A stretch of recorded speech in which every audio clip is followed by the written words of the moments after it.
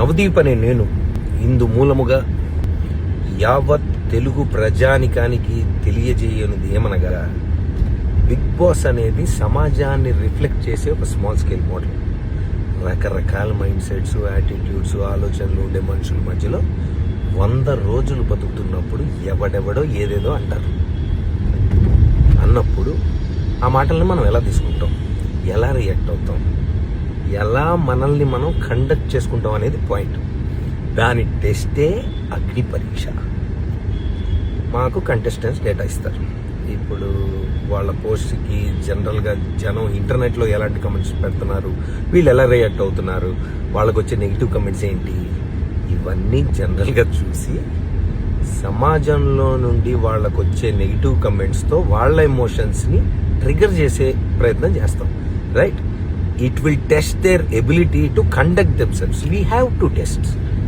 ఎవడో కమెంట్ పెట్టినట్టు నేనేదో అంటాను. కంటెస్టెంట్ రియాక్షన్ ఎలాగైనా ఉండొచ్చు, పర్సనల్గా తీసుకోవచ్చు.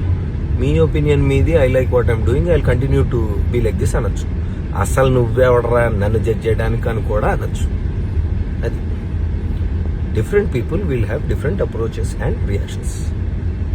బిగ్ బాస్ అగ్ని పరీక్షకి జడ్జ్ అన్నప్పుడే నాకు తెలుసు కంటెస్టెంట్ ఎమోషన్స్ని పుష్ చేసి టెస్ట్ చేయాలని. కాన్సెప్టే అది. హారర్ సినిమాకి వచ్చి నన్ను భయపెట్టదంటే ఎట్లా? ఇక్కడ కాన్సెప్ట్ ఇది. మీ పోస్ట్కి నెగిటివ్ కమెంట్స్ వస్తే నువ్వు ఎలా రియాక్ట్ అవుతావు? అగ్ని పరీక్ష. సమాజానికి ఏం మెసేజ్ అంటే నేను కాదు, బిగ్ బాస్లో పార్టిసిపేట్ చెయ్యాలనుకునే వాళ్ళకి ఏం మెసేజ్ ఇస్తారు అని.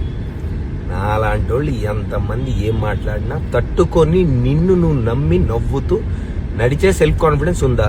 లేకపోతే బ్రేక్ అయిపోయి ఇంట్లోంచి బ్యాగ్ సర్దుకొని వెళ్ళిపోతావా? Agni Pariksha. The show is design to do this. If you can't handle negative comments, ఇంటర్నెట్కి రావద్దు, అగ్ని పరీక్షకి అసలు రావద్దు. Heat will only increase. Thank you. Good night.